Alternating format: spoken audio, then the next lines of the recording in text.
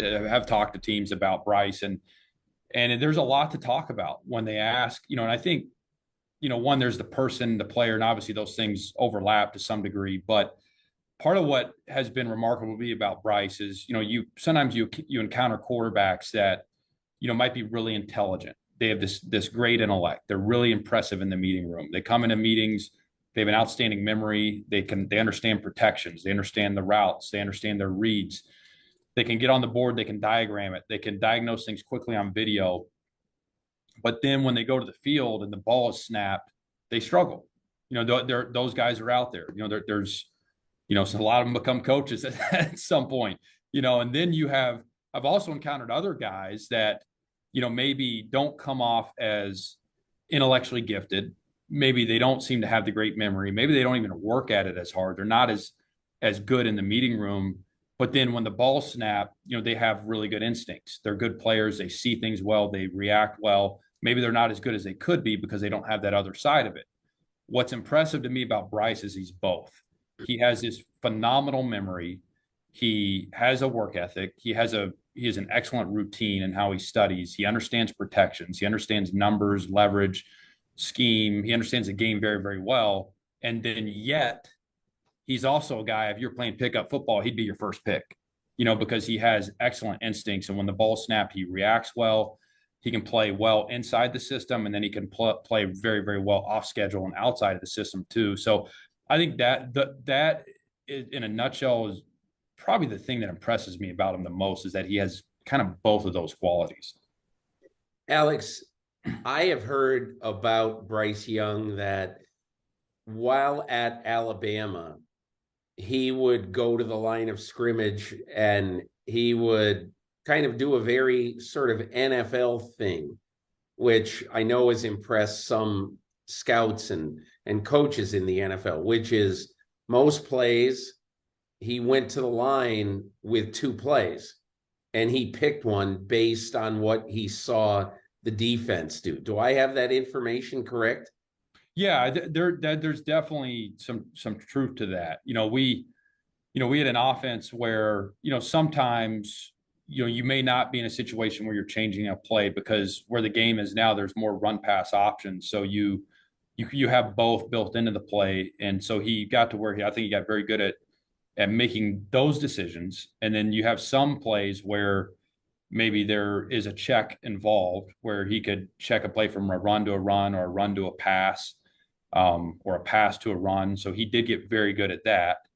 And, then, so anyway, yes, the short answer is yes. And then the other thing I would say too is, and sometimes you keep a play on and the play stays up, you're not changing the play, but maybe you have to get yourself protected and change the protection, or redirect the center, communicate with the back, make sure he understands what he has in protection. And he got really good at all 3 of those things, in terms of, and there's even some things where, the more he played, he got really good at protecting himself against pressure, cover, what's considered cover 0 looks, where people are coming all out, coming after you. So yes. And I think that's part of that intellect I was kind of referring to that was so impressive. Like, I don't know how they measure this, but I know, like on an IQ test, for instance, there's like pattern recognition test. His ability to recognize patterns, and, when he's looking at a defense, I just think it's off the charts in terms of he can look at it and very quickly assess without having to look at the corner, the safety, this guy, that guy, the end. Oh, the end's tighter. This nose tighten up. This end's loose. I think I'm getting a fire zone. He can just see the picture, and right away he goes, okay, I'm getting Mike Starr. They're coming from the field. They're rolling to the middle. He sees it so fast. So, and that allows him to do all the things you talk about, whether that is change of play, redirect or protection, or know what to do on an RPO. So that's an area that I think he's very, very gifted. Is that sort of an NFL trait for a quarterback, that he can control so much at the line of scrimmage? And look, what I'm going to say is sort of a cliche I have that might not really be true about college football. But my impression of college football is that a lot of quarterbacks might either look over at the sidelines, right when they're at the line of scrimmage, and maybe there will be a card held up, or maybe there will be some sort of signal or something like that. So even when they're at the line of scrimmage, they will have help from the sidelines in determining what play is going to be run. Is that kind of prevalent in college football? And would you say that Bryce Young is different in that regard, with knowing so much and having that sort of power at the line of scrimmage? I think that's very accurate. I think what you said is absolutely correct. I think a lot of systems try to take it off the quarterback in college. Yeah. And maybe you have a really good player, maybe like that guy I described earlier, the guy that is instinctive, but maybe isn't prepared or ready to make all those decisions. And so they try to put it on the coaching staff by getting that information from the sideline where, maybe you do a dummy cadence, you look to the side and you get the play.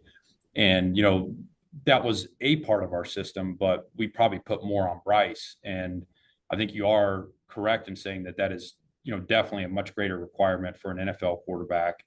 And he is probably uniquely equipped to take on that responsibility at the next level because, some of it I think is a product of the system he's in.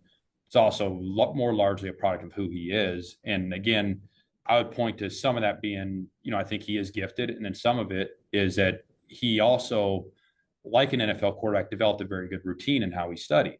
And so he may come in on a Monday, we were an afternoon practice team, but he might come in to the Monday afternoon meeting and he already has ascertained quite a bit about the opponent.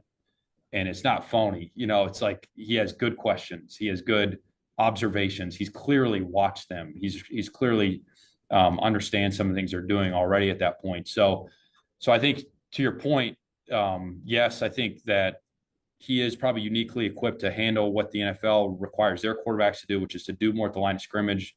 And then, I think it's a product of the way he's prepared himself too. Was it ever part of game planning or game calling, quite frankly, that Bryce Young is 5'10"? Did you ever think about that? You and Bill O'Brien and the offensive staff, did you ever think much about his size when you're either building a game plan or calling a game? Maybe not as much as you would think. I thought one area Coach O'Brien really did a great job is he asked Bryce what he liked. And I think that is something, if you talk to a lot of NFL coaches, they try to figure out what their quarterback is good at. And some of that is around some very honest, open dialogue. Hey, what concepts do you like? Why do you like them? Why do you not like them? And then making the determination of, okay, if there's something you don't like, do we need to try to press the issue and try to develop that area? Or do we need to just put it on the shelf? And so, as we went through, even as you get into a game week, Coach O'Brien right up to Friday night would keep saying, hey, how do you feel about this? Do you like this concept? Do you not? So I think some of that, maybe naturally happened through Bryce's input that Billy gave him. But I don't know that there was a ton of conversation about his height. I think he had remarkable vision, even though his height, maybe is what it is. So, but yeah, I mean, I think there's some things when you have a guy like, that maybe isn't 6'4", maybe you try to use more empty, you try to get, free release more. Sometimes you do harder play action to set them up, say at 9 yards deep, to create some separation from the line. But, even traditional 6-man, drop back protection, where in some cases maybe you would get worried about the middle of the pocket getting pushed, the ball's not getting out quick. He still handled a lot of that very well. Do you find that the game is more suited, or that I shouldn't say more suited, but compared to even when you were in high school, or let's say 20 years ago, is it more possible to play the game as a smaller quarterback? Because in so many offenses, it's more of a horizontal game today than it was a vertical game 25 years ago. I think there's something to that. I think you're probably right. I think the game, I think we have examples now, more examples of guys that maybe do not fit the prototypical size of 15 years ago that have shown that they have been able to play at a high level, both in major college and in the pro game. So is that a product of systems and schemes changing, or is that a product of more of these guys getting an opportunity to play, and we kind of move past some of our preconceived notions or assumptions about what it takes to play quarterback? I'm not sure, and I think, I think another interesting study on this too, when you talk about the size thing, there's a vision component, that I think probably gets talked about a lot. I think sometimes too, when you think about height, usually arm length and hand size go with it. So, just if you're looking at the odds, odds are somebody that's tall probably has long arms and probably has big hands. And so maybe they have better levers to, physically throw the ball. And so maybe the other study that needs to be done is, of the shorter guys that have been successful, what has been their arm length, what has been their hand size, because there's, beyond the visual component, I think there's just a pure physical component of what kind of leverage do you have to throw a football. And so, I think that's another layer of this thing that needs to, and probably has been looked at by a lot of folks, but yeah, I think that clearly there's a trend here that, smaller guys, there's more small guys that can play. And I think you are right. There is an element of maybe style of offense that has been created to fit those guys too. The one thing I've heard about Bryce Young is he's very good at getting guys to follow him. Very good. He's sort of a natural leader type. What was he like off the field? What was he like around his teammates? He's very pleasant. He's a very polite person. One thing I think sometimes one of the things that can be impressive about him is he treats people very well that maybe can't help him a lot, if that makes sense. I think that can always be an interesting, way to look at somebody's character. So you could be anybody in the building, could be equipment, could be training room. He generally treats people very, very well. He's very polite. He's engaging. He's got a very pleasant personality. He's got a good sense of humor. So there's just things about him as a person that I think are likable. I think you kind of start there, and then I think he's a really good leader, but at first, like it can feel like there's a little California cool. He's very poised. Yeah. And that served him very well in some, high stress situations, that poise that feels like at times he can even be a flatliner. And so you wonder, okay, is there a fire in there? How competitive is he? I'm talking about first impressions. He's been on campus for, say, a week or two. You find out that he's very competitive. He's very, very driven, but he's got this poise and this great demeanor about him that allows him to handle stress very well. And now I tie that back into the leadership question, because he may not always be the most confrontational leader. He may not embarrass a guy in front of his teammates. He has a really good way of having a side conversation with a guy. Maybe it's in between a series at practice. Maybe it's between practices, there's some guys that are maybe more confrontational, more direct. And I'm not saying Bryce does not have that capability, but I think he's probably going to do it his way, one-on-one. He's not going to humiliate someone. And I think that's probably part of the reason why guys do want to follow him, because they respect that he doesn't do that to them. Now, that being said, I have seen him grab the offense. I've seen him get in front of him. I have seen that fire, the intensity. And I think he's a good public speaker when he needs to be. So it's there, but it's just kind of, I think and the last thing I'll say is part of why I think it works for him is he doesn't try to be something he's not. That's who he is. So that's how he leads. Can you pick out a game, Alex, that, I can think of a couple just off the top of my head. One was the Texas game this past year where you guys, Alabama came back in the fourth quarter to win. But what game, in your opinion, is a good example of Bryce Young's either moxie, leadership ability, calm under pressure? What game really sticks out to you from his Alabama career? I think about the Iron Bowl in 2021. We were not playing well. They were playing very, very well. We were on the road, and we were struggling to move the ball on offense. And he stayed very poised. He did not panic. And, on a coming out drive, I want to say, we were inside our own 5 and had to drive the ball and convert a 4th down. That was a game where, I thought it was remarkable how well he played late, how he kept his poise, how he didn't panic. I think there's even kind of a semi-famous viral clip of him smiling and laughing before the fourth down conversion on that drive. So that, to me, that drive kind of embodied, in a lot of ways, who he is. One other thing I'm curious about, you've obviously been at Alabama for a bit. It's almost been recently a little bit of the cradle of quarterbacks, the way, other schools over time have also developed a lot of quarterbacks. And, Jalen Hurts was there, then Tua, obviously Mac Jones, and now Bryce Young. What would you say has been kind of the key? Is it some combination of recruiting and teaching as to why there have been so many good quarterbacks developed at Alabama? Yeah, I think you hit it right there. I mean, it from 10,000 feet. I think the evaluation process, has been really good. And I think it all starts with Coach Saban.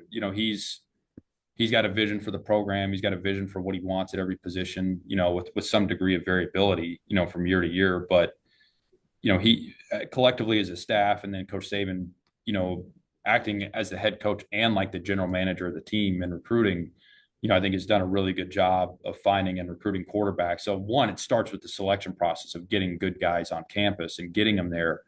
And then secondly, yeah, I think it's the teaching, it's the development. And that's one thing I really appreciate about Coach Saban is he's a guy that, he really believes that football is a developmental game. And he believes that quarterback is especially a developmental position. And so, you certainly have an evaluation of a guy, but you continue to reevaluate guys constantly.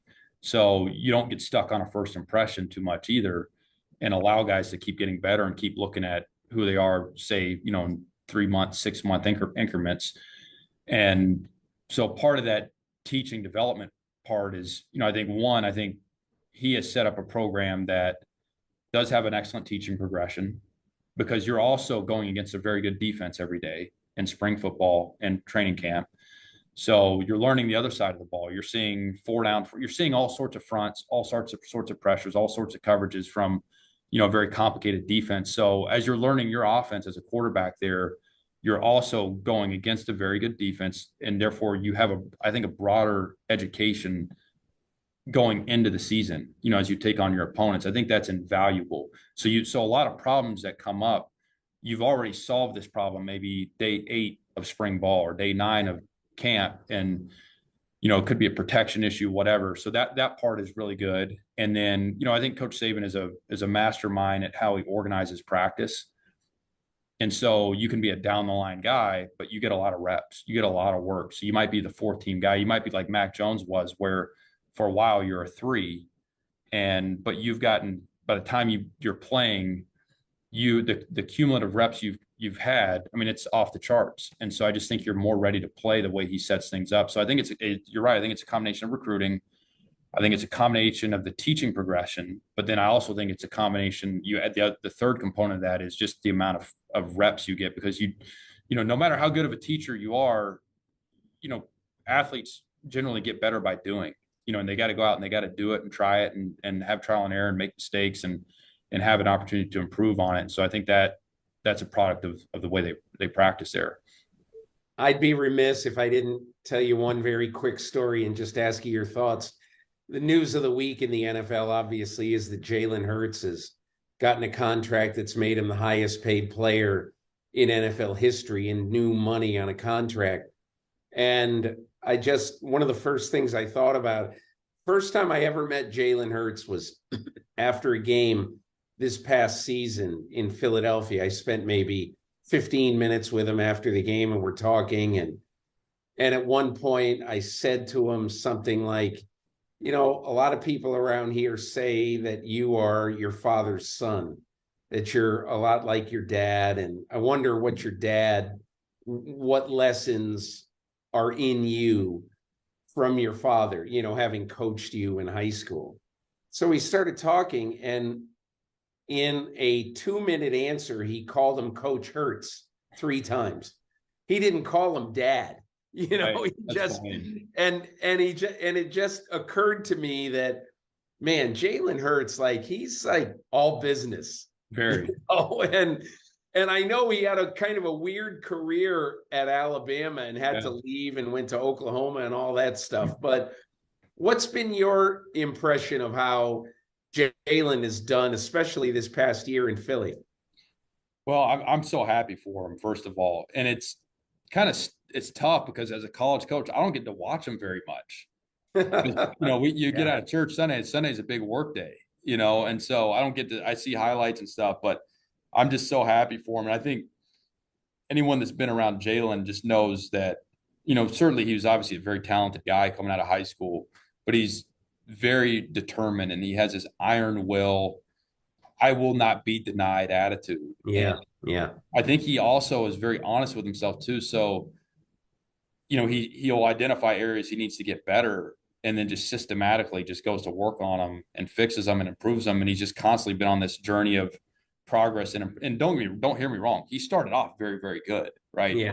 Yeah. He's been on this progressive journey and improvement and said, he was the opposite. He didn't say I am what I am, and so he's chipped away at a lot of things, but I'm not surprised because even when this guy, like, he was an early graduate and he would be up there knocking on the door every day in the spring, so he should be a senior in high school getting ready for prom, and he's already enrolled and he wants to meet every day, talk about formations, talk about, and I was a graduate assistant at the time. So right away, you could just see, you mentioned business, like you could see how serious it was to him, how important it was to him.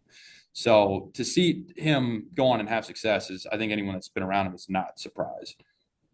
I also think that, you obviously know what it's like being around your dad, the pressure on an NFL quarterback anyway, and sort of multiply that times 2.5 being in Philadelphia. Yeah. Where, you're a bum unless you win the Super Bowl, and I really had a lot of respect for the way he handled his business. You'll probably get a kick out of this, but Nick Sirianni told me that this week that I was at the game, he said, on Tuesday night, I'm looking around and there's Jalen. It's 9:00 at night. He's here working on stuff and wanting to make sure he's ready for the start of the week the next day. Right. And he says, I got to tell him, get the hell out of here. Right. Because it's just, this is your day off. You're here till 9:00, but he can't learn enough. That was what Sirianni's point was. But anyway, I was really glad to see that too. So Alex, you're at Alabama Birmingham now. Tell us about being offensive coordinator under Trent Dilfer, what that has been like in the early days. It's been great. We're all excited to be here. We really like our staff a lot and we've got a great group of players. We definitely have we have our work cut out for us. They've done a good job here. The prior coaching staff did a really good job here. The program was, run very well, but we're also in a situation where we're moving into a new conference. We've only got 2 returning starters on offense. The whole offensive line from last year's team was gone. Quarterback, go on and on. We're replacing a lot of players. I want to say both sides of the ball, maybe there's 5 starters back. And then, Coach Dilfer would joke, he goes, hey, we got a head coach that's coming from high school. We've got 2 coordinators that, are in their first coordinating job at this level. So, we've definitely got our work cut out for us. We're excited to take it on. We're looking forward to it. But to this point, it's really been a lot of fun. Wow. Well, listen, I wish you the best. And you've been grounded well and taught well in this job. And I know that it must have been a great education working for Nick Saban for so long, and obviously having the dad you have. So good luck in this next chapter, Alex. And I appreciate you sharing some information about Bryce Young.